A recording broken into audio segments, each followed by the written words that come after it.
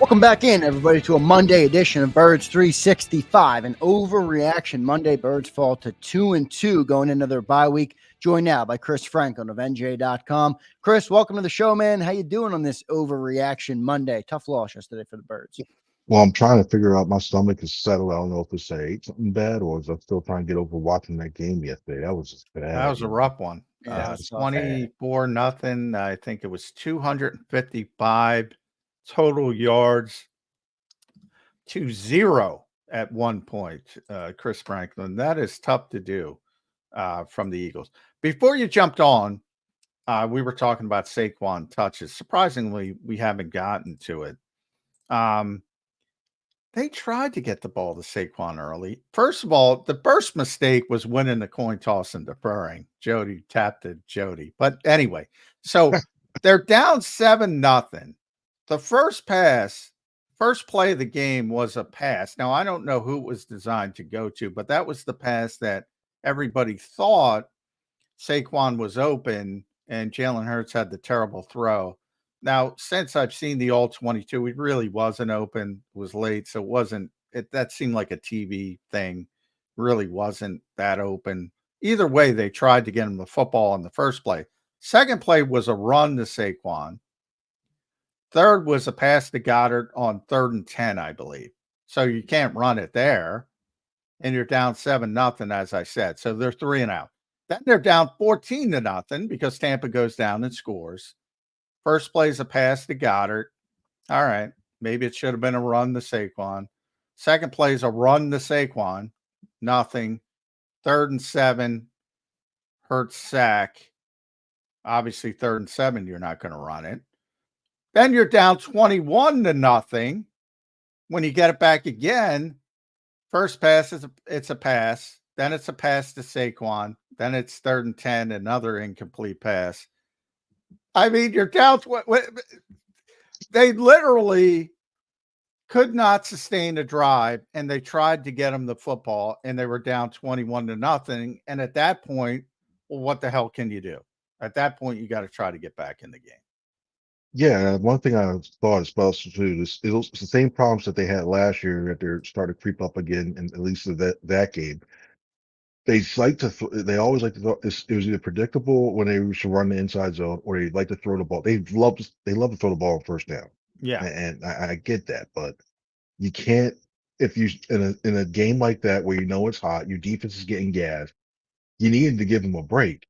So even if it was an off tackle run for like 3 yards, but you run behind Dickerson and Mylott or what have you, so you stay away from Vita Vea, because I would say you don't want to run right into Vita Vea because good luck. Like, you need a bulldozer, you need a boulder to try to push him out there. If you really just ran out off tackle or try to do something else like that, given Saquon's ability to break tackles, why not? And just try to sustain it that way. Like, just keep the runner there, keep your defense at least fresher earlier on in that game. it was a Maybe very you have Chip a shot. Kelly vibe, very Chip Kelly vibe without the tempo. And ironically, tempo is the only thing that helped them get them going. But yeah, they were 3 and out, 3 and out, 3 and out. But that's the thing about it. Look, you look at it and say, all right, 10 for 84. Why didn't you give him the football 30 times? And hey, if it started like a normal game, maybe he would have gotten it 30 times and they weren't down 21-0. But the 59-yard run, that's what Saquon is. So it's like 1 yard, 2 yards, 1 yard, 2 yards, bang, 59. Like I can't. They tried to get him the football. They couldn't get a first down to sustain it. And then he would have run it again and hopefully get going. But they were so inept with everything early, including the runs to Saquon Barkley. You're already down 21-0. At that point, it becomes a different game and he becomes less relevant. And then you're screwed because you don't have any receivers. Start better. I'd arguably say, like, yesterday when you're heading to the game with all those receivers you had, I'd argue including tight ends, I'd argue he's your second best receiver on there. So why not try to scheme him a little bit? If you're going to use the passing game as much as you did, why not use him in the slot? Why not try to use that, like, as much as this team loves to use bubble screens and why not try to find a way to get that, to use him early on at least anyway? because they're pretty much like as much as we've heard many times, they're extended handoff. They're extended handoff. Well, I'm not getting to the extended handoff for the guy who's your running back who can catch the ball and try to run on the outside. But that's I hate that I'm defending the Eagles, but I have to defend the Eagles.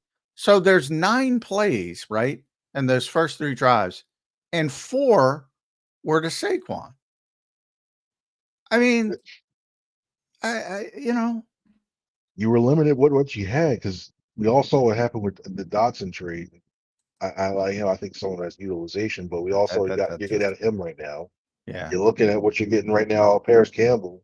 It should have been 9 out of 9. Maybe yeah. It should have been 9 out of 9. But I'm saying coming up too. All I'm trying to say is that I think it wasn't as bad as people think, and they tried to get him the ball, and then it was 24-0. On the 4th drive, by the way, then when they were down 24-0, he touched it a bunch because they actually got a first down. I think he had 4 or 5 touches. So they tried, but nothing was working, including that. And once you're down 24-0, I mean, at that point, let's be honest, it's extended garbage time. And there was one little sliver of hope, and that came after Saquon's 59-yard run, which set up the touchdown early in the 3rd quarter, Chris. And that made it a 14 game. And you said, all right, man, if they get a 3 and out here, then all of a sudden everything shifts to Tampa Bay. They're like, oh, we're going to blow this big lead. Maybe you can get back in the game. And that defense can't get off the field. I mean, they can't get off the field. Big Fangio, the god of defense. Where is the defense, Chris Franklin? I'm still trying to find. Maybe they left it back in New Orleans. I don't know. That's just the way that defense is supposed to travel. They were finding somebody to travel, but teaching tackling too. That made a traveling tackle coach. My goodness, like that's as much as we hear. As much as we've seen, I mean, you've seen this down there, right? We see all the tackling circuits. We see all this stuff there. Maybe this is where it's got to the point now where you start to reevaluate. Do you need to change the personnel that you have in there in 1st and 2nd down because these guys can't do it? And you look at the way that that first wave, at first you saw a couple guys over pursue a gap. You're like, oh great, I see that, and then you can't even wrap up in it as well. It starts with personnel a little bit. The guys you brought in because this team can't tackle. It's an up down. It's got to the point now. I feel like this defense, you have to win a shootout. You need a shootout, and when you lose your top 2 wide receivers and you don't have the offensive firepower you normally have, it's almost like Doc Rivers said, you got to schedule a loss because the offense can't keep up, and the defense can't stop anybody. They had that one thing. I wonder when we look back at the rest of the season when it's all over, that New Orleans game was like just full score, where you're like, okay. This guy, they can really do something, but you can't get pressure from the offensive line, from the defensive line. So it exposes all your secondary, and now they're getting picked apart, and they're getting frustrated back and forth. It's just you just wait for it to, like a thing of dominoes, to just keep falling down that way. And it's just. I like this. 36-year-old BJ, Chris, is the best defensive lineman on this team because he shows up every week. You don't have to wake up one morning and say, oh, which version of Jalen Carter am I going to get today? BG is going to show up. He's the best guy on the defensive line right now through 4 weeks. 36 years old. The only person I probably excuse for their performance is Jalen Carter because the Buccaneers like, you know what? We're not getting beat by this. Like, so he got double teamed. They made sure to pay extra attention to him. This is where you start to look at Jordan Davis. He knew it was coming too. He knew it was coming. This is where you start to look at Jordan Davis one-on-one. You're the strong guy. You're the athletic guy. Right, you're supposed to beat everybody one-on-one. Yeah, you're supposed to be drawing the double teams as well too. That's the thing. You're supposed to be making these teams in the middle decide which one to block is helpful. The other ones should be getting free, and it's not happening. And the other one's like sorry. This one, I'm looking at this one, it's like that. It's a lot of times this defense you're starting to wonder this. I'm at the point where this scheme is just done. It's done. Finally, God, I wake up. Finally, everybody's caught up to me. This scheme is passe. Because everybody just copying it. At first beginning, everybody just basically copy and pasted what Vandal was doing It wasn't that way. And you wanted to see some changes over time. Like you think the guy who invented it, he knows some changes that he can make to the scheme because everybody and their mom's doing it. Everybody sees it now for so long. Let's see the changes.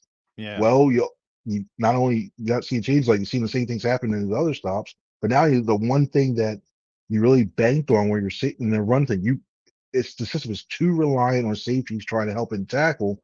And then when you have your safeties having issues coming up and making tackles and giving them up extra yards, this is a recipe for disaster right now. I know it's only week 4, and I was saying this right. It's week 4. Who knows? Maybe they look into themselves, the old retrospective. We're looking into ourselves. We'll see if we come back better. Yeah, But the bye week, self-scout, early self-scout. Hopefully it comes up with something. You know, it's interesting. You mentioned New Orleans, Chris. That's like a styles make bites things. Because of the way New Orleans plays, I think everybody's scared that they look at the numbers, but they didn't look at the way the Saints play. 12 personnel, play action, max protection.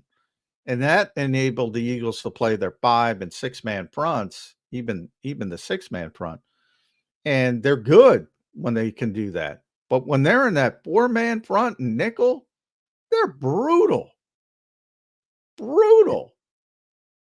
this is what you get when you don't have, besides Brandon Graham, and you saw Josh Sweat pop up. When you don't have a consistent pass rush, this is where you start to get picked apart. At least with the 5, you can get a guy like Milton Williams. You can get a little bit better. You get 1-on-1, and you hopefully get one of these guys breaks through. So half the time, most of the time, we see it comes from the interior, where you see Vaughn roll up, and then you have something there.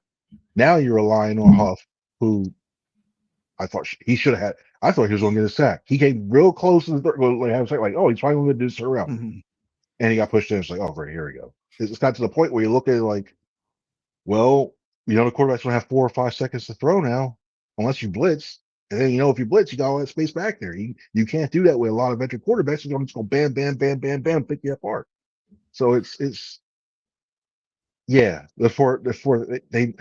There's not much out there in terms of, well, there's one big name out there, but you're going to trade, and you're basically admitting you're right or wrong by trading them to the Jets. That's not right. So it's not much you can really do on you're pretty much stuck with this. Let's maybe get Jalen Hunt some more snaps and just say, you know what, at this point, let's just see what he can do. Yeah. Boy, at that point. I don't think Jalen is ready for the physicality of NFL offensive tackles. No. But, could it be worse? Maybe not. I saw an interesting note from Doug Farrar, and I don't know where he got the stat, but I'm going to throw it out there because Doug's good, and I'm sure it's correct. The Eagles have played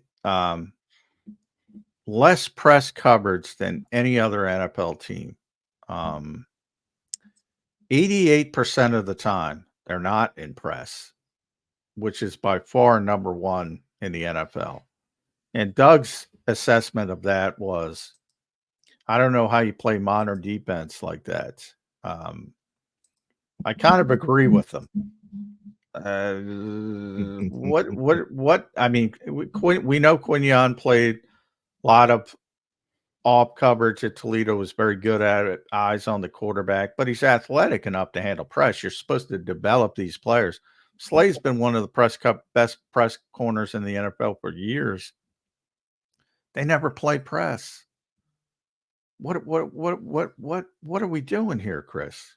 Old school mentality and defense coordinator with staying away from the press, because that off coverage is a staple of the scheme. Because he wants to give everybody, those corners, the ability to stay off, look back into seeing what's developed in front of them and moving that way. And yeah, the press thing, you need to disrupt the timing, because if you're not, God knows, I hate to go back to this, if your pass rush is not getting there, you need to disrupt the timing, at least so the quarterback has to think a little bit more. Maybe one of those guys break through. And this is one of the adjustments. Maybe this is what happens when they start doing that self-scout and they're saying, hey, you know what? When each coordinator looks at each other and say, hey, this is what I would do to your defense, what have you, this is what's working. That should be one of the first changes they make. I think we've seen the way that Quinyon Mitchell, he has the ability to recover. If he gets beat at the line, he's shown the makeup great recovery speed. He really does. And if you have these safeties deep, they should be able to recover and help him out. So that's an easy, quick switch to make, and you don't know what to do. I don't know what's going on there. That or and also maybe I think you had to the point where you had to have the discussion now. Where's Cooper DeJean if he's supposed to be this guy that's supposed to be really good? I know he had to ramp up back at this point, but now, Yeah, he should be out there. Yeah, by yeah. this So point. it's And CJ, at the risk of angering CJ and getting blocked, he has not played well. CJ Gardner Johnson. The secondary looks like CJ Gardner Johnson to this point is all bark and no bite. Just reality. He barks a lot and he doesn't do anything on the field. He gets beat every game. We're four games deep. He's gotten beat every game. that was a good formation. I'll say this: the way that Tampa Bay singled him up on that outside and that bunch, it's like they knew what was going on. I don't think it's all the barking. flag route by Evans. I mean, and Yes, CJ's looking for the flag, dude. That ain't pushing off. He just No. beat you clean. that was really good in terms of that. Like, But that's a great player. I mean, Yeah, Mike that's Evans a is tremendous. I almost don't even want to pick on CJ for that because Mike Evans is tough. Yeah, but that's a bad matchup. But that's that's a good job by it's Liam got Cohen.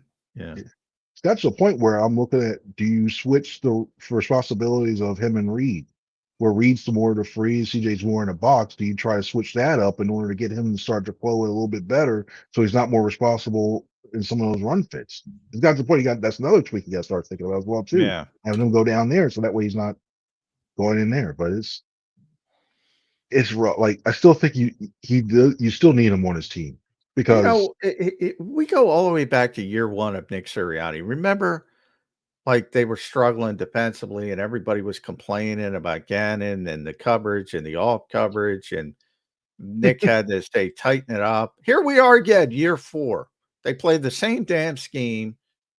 No tight coverage. You got to tighten it up. How about changing the scheme?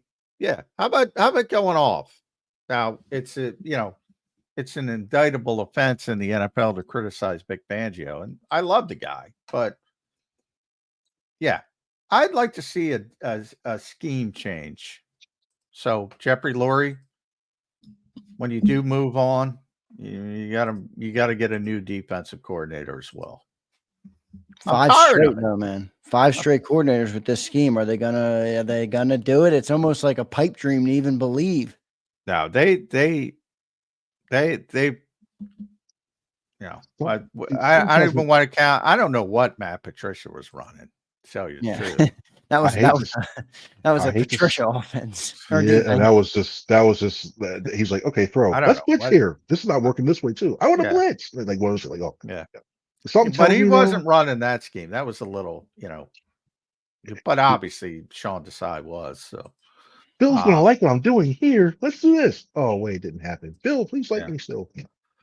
yeah. So I don't know. I'm just tired of it. I'm tired of but it's the same thing offensively. In a lot of ways, I'm just tired of watching modern football because it's ugly and not aesthetic. And I can't stand bubble screens. I can't, it's like, boy, I'd like to go back to the days of West Coast offense and variable defense and trying to do some different things. But we are where we are. And I don't know why it went down that tangent. Offensively, get a little positive. It's going to get better after the bye. I mean, to me, the style points were ugly. But to me, you mentioned Doc Rivers. That's a great quote, the scheduled loss.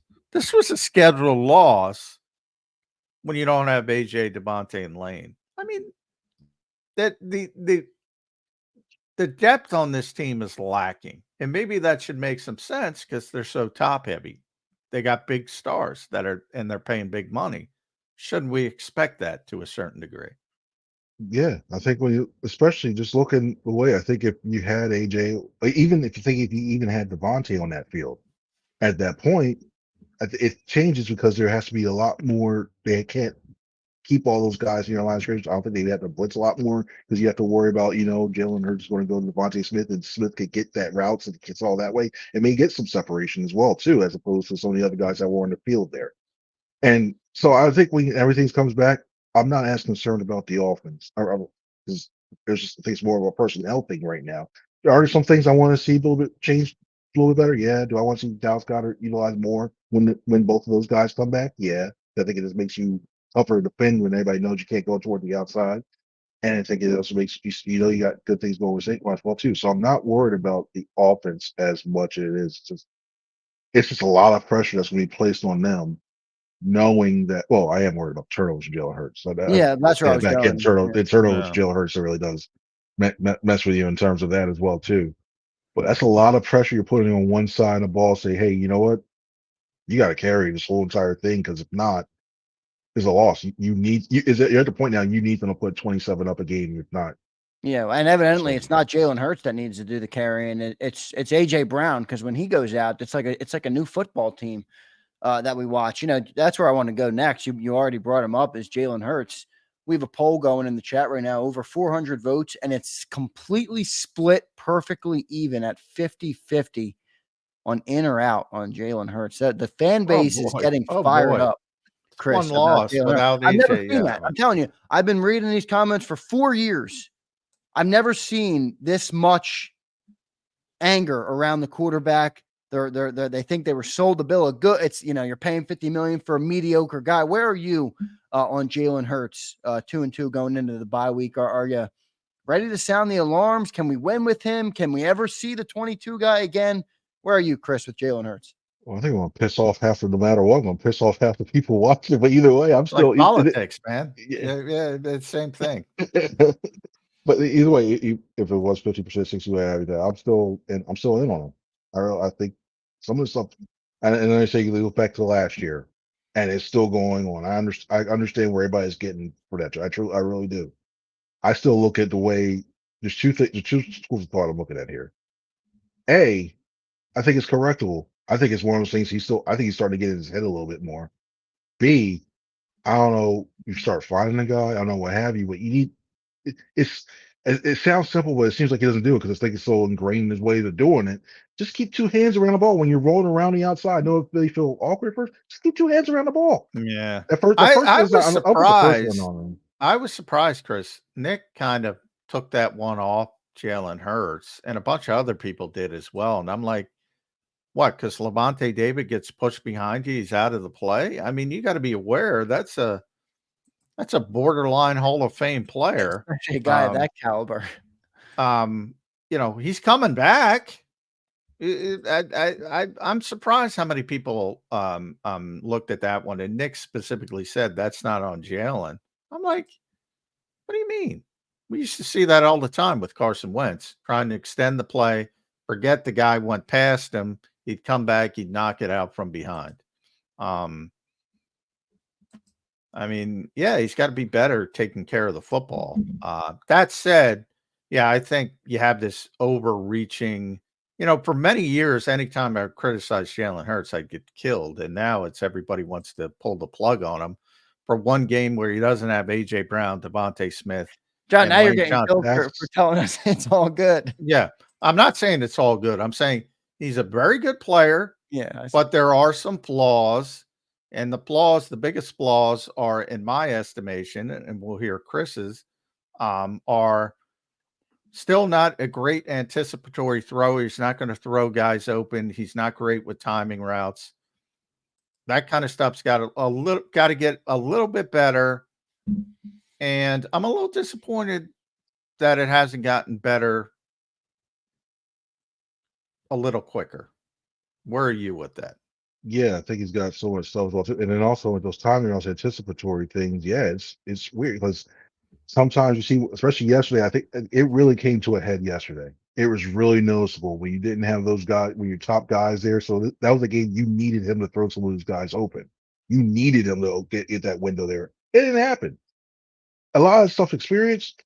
I still think it's at this point now. I think he's a year behind where he should be in his development in terms of that one too.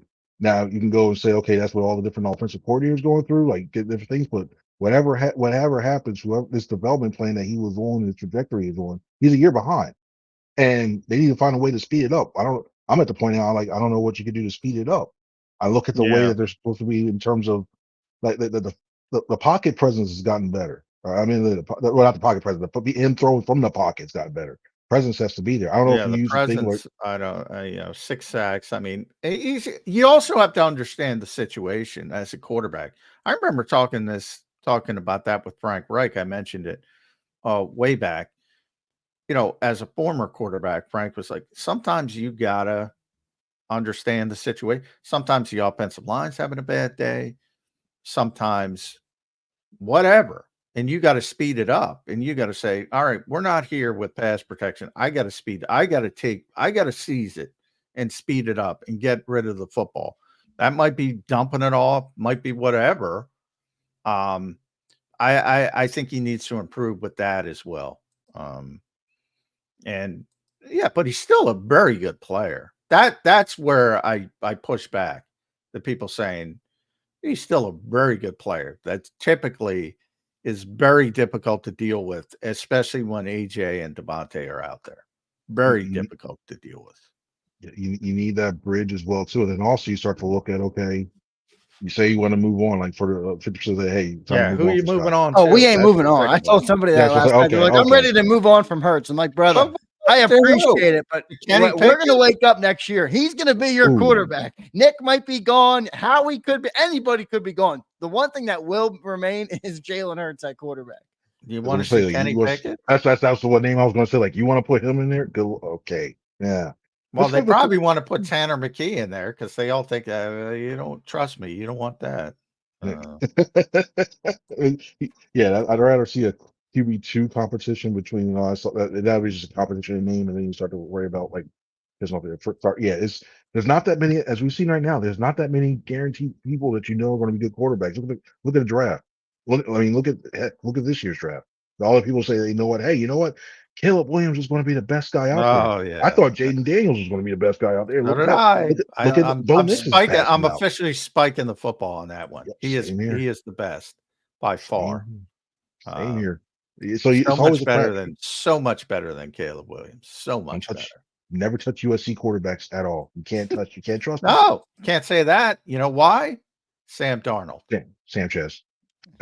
You go to John David Booty. You go down the list. But here's the thing about that, Chris. It was the same thing with Ohio State before CJ Stroud. Yeah, Ohio State quarterbacks never pan out. It just took Sam Darnold. I think Sam Darnold. I said it. I think he can play. Small sample size, but I think he can play. I think he figured it out. Well, he certainly's got some talent, Sam Darnold, for sure. Yeah. USC quarterback. We're living in a bizarre world. Sam Darnold's arguably the best quarterback in the world. The Vikings are throwing. This season's drunk already. The Commanders are leading the NFC. All you got to do is bet ex-Jets quarterbacks on the money line, and you'll be doing well for yourself. Oh, yeah. Gino and Sam Darnold. Just bet them on the money line. And Chris, thanks for joining today, man. Last thought here on your way out. Overreaction Monday. Am I overreacting to say that this team is not a Super Bowl contender? At the moment, no. I think the roster. If you look at the names and players in the roster, yeah, it is. At the moment, the way they're playing right now, no. You're looking at a playoff. But there's room to grow. There's room to grow. I think and I wonder, does he bring out the flower speech again? I'm not doing that and saying in jest, but I'm not saying in jest. I'm saying, like, do you find a way to tell something or something similar to that, saying, right, you have the pieces there. Do you bring out something similar to that? Like, and I know the flower speech gets joked on, but I'm serious in terms of the message that was behind it. There's a lot still there. The flower thing worked. It worked, yeah, because there was a lot of things. Players loved it. The flower message has returned. Chris Franklin, I was not expecting to go there on an overreaction Monday, but we are back to the flowers. It works. It's true, and I really think it's true. You have a lot of good roots there, positioned at most of those positions. It's a matter of coaching and just making sure they get these guys in better spots. And that's a lot. What do you want? A nice sunflower or a hydrangea? What do you want? What does Chris Franklin want? What do you want blooming? A productive apple tree. All right, well, nice. All right, because you may have some things that are rotten on that tree. That thing's gonna bloom in 4 years, Chris. Are you crazy? Well, I was going to say, you may have some things that are rotten on that tree and fall it off, but when you get everything, you find it successful, you get the right pesticides. Well, we're going pesticides now. You get everything safe. It works out. You have I like it. I got a so, cherry yeah. tree, by the way. Yeah, Cherries I never like it. grow on it, but they're supposed to. It's pretty young. My uncle has a still look cherry I tree like that it. actually works, John. The first one I've Yeah. ever seen that actually makes cherries. Yeah. Yeah. Well, I got little buds of cherries this year and then nothing. Oh, I'm like, maybe nice. you'll "Oh, get a come on." couple in the years coming. Johnny Mac, I was all excited. I'm like, I'm cherry finally going to farmer. see a cherry. Yeah. Yeah. Uh, Johnny Mac is officially adding cherry Yeah. farmer to the resume. Chris, thanks for joining the show, man. Appreciate your great takes today. Great analogy with the apple tree. I'll be Bring it using back. that one on the show. I'll give you credit for it. Thanks for joining today, man. We'll talk to you again soon. All right, brother? All right. Thanks. Thanks, Y'all have a bud. good one now. Thanks. Yeah, See you. see you, man. Great See stuff ya. from Chris Franklin. Appreciate him joining the show today. John, just a couple of minutes left here on the show, and I'm going to get to a couple super chats before we do it, but I'm going to stay on, everybody, by the way, for overtime. So I'll let Johnny Mac drop off here at the top of the hour. I'm going to take some comments. I don't want to miss any of our super chats. So thank you guys for all the great support this morning, and I'll stay on with you guys and chop it up for a little bit. Johnny Mac, just your final thoughts, though, man. I mean, it's Overreaction Monday. I just asked Jeff and Chris the same question. Am I overreacting that this team is not a Super Bowl contender? Well, I think there's two questions. I think right now they're not, but I think they can be. And you still think they can be, right? You don't think the problem they're like right now the best teams in the NFC are two teams we didn't expect to be the best teams in the NFC. So is anybody really going to sit there and say, "Oh, Minnesota's going to the Super Bowl"? I can't go that route yet. They're playing well. I think they're a good team. We'll see if it holds up. I starting to believe more and more in Sam Darnold, but I don't think you look at that team and say, "Oh, well, the Eagles can't beat them in January if need be, if everybody's healthy." And the same thing with Seattle and Geno Smith. Now, San Francisco played a bad team. They're back on the right track. You're going to get to see Seattle versus Detroit tonight if you want to. Two potential. There's no great team where you say, so can the Eagles be in the mix? Sure. And again, you don't have to be 10-1. You can be 6-4 and get hot and start playing your best football later in the season. So right now, they're not a Super Bowl contender, but can they grow into one? Yes. They still have the best skill position talent in the NFL when everybody's healthy. That didn't change. Defensively, you hope they get a little bit better. I don't think the ceiling is anymore. But guess what? I thought the ceiling before the season was mid-range. I thought Vic had to get them from 25, 26, whatever they were, to 15, 16. Can they get there? Yeah, they could still get there. If they start tackling, that might take care of half the issues. Yeah, really. But especially the style of the play, they want to keep people in front of them. Well, if you want to keep people in front of you, you got to tackle when they catch the football. So that would cure a lot of issues. Pass rush probably not going to be there to the level that people want it, but you can persevere and be. All I'm looking for is mid-range, middle of the road. Can they do that? Sure. But yeah, right now, no. Can they grow into it? Yeah. As long as AJ and Devontae and Lane are healthy, yeah, they could be a very good team. Good stuff today from John McMullen. John, here's all, and I have one super chat to give you before you get out the door. I'm going to get to every super chat, so thank you all in the chat. Angel, this is where Eagles fans' heads are on this Monday, Johnny Mac. Angel Martinez checks in. He says, "Who gives a damn about this football team?" J Mac, what do you think of the Mr. McMahon doc on I watched like 2 episodes. I haven't gotten through the whole thing. It's tough for me. Worst time of year for them to release it. Yeah. Busy time. Yeah. I don't have a ton of time. I'll watch it eventually. The first 2 episodes, I mean, I'm a weirdo, so I knew all these stories. Nothing new to me. Hopefully as it gets later. He's a whack job, though. He is an utter whack job. But Vince McMahon, for those who don't know, built a big ass business. That's for damn sure. Yeah, well, great businessman, obviously, but Yeah, he's a weirdo, as Yeah. most rich people I don't know are. much about him. Yeah. All I know is that the WWE fan base is pretty incredible. I'm not a huge WWE fan. I mean, I'd like listening to you and Jody chop it up a little bit. I mean, I'm some of it interests me, but I don't watch WWE. But Such an interesting it's funny because it's so interesting, the industry. Like, I'm more interested in the behind the scenes and the business stuff than the actual product because is the it's such NFL becoming more WWE like to you, John? no, they're not nearly as interesting behind the scenes. That is an interesting industry. I'll just leave it at that. Yeah, We good should stuff. do we Yeah, should do maybe a John JAKIB should podcast. Yeah, we should do that. That would be a good idea. We got a bunch of wrestling fans in the chat. You can educate me on more of the WWE. I know you've been a fan for a long time. So, John, great show today, man. Thanks for doing it. Thanks for tempering some of our overreactions on this Monday. I'm not feeling good, Johnny Mac, about this football team, but I thought you brought some great points today. Thanks for doing it, man. We'll talk to you again tomorrow morning. All right, on cheer up. AJ will be back. Devontae will be back. Lane will be back. It will get better. It will get better. John, if you One thing before I leave, Yep. because I did see one comment about the schemes being outdated. I'm the first one who said the scheme was outdated defensively, but again, a bunch of you guys thought the problems were the coordinators last year. Now you got different coordinators.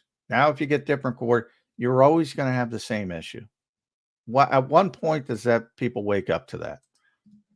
It's always the coordinators. It's always the coach. It's always the coordinators. It's always the coach. Maybe I'm it's starting to not. think it's the damn front office. Maybe it is. Maybe shift it a little bit, but it's the players, and you'll see it because when the good players are out there, magically the Eagles are good, and then we can nitpick about what's good on a particular game day, what's bad, but when the good players are out there, they're pretty good, and when they're not good. It's not magic. It's not common sense. Good stuff, Johnny Mac. Coming soon, a WWE podcast from JAKIB Sports. Johnny Mac, good stuff, man. I'll talk to you again tomorrow. All right, brother? Make sure everybody tunes in tomorrow, 8 to 10. We'll do that with John. John, thanks for joining, brother. I'll talk to you soon. All right. Thanks for listening, everybody. All right. From John.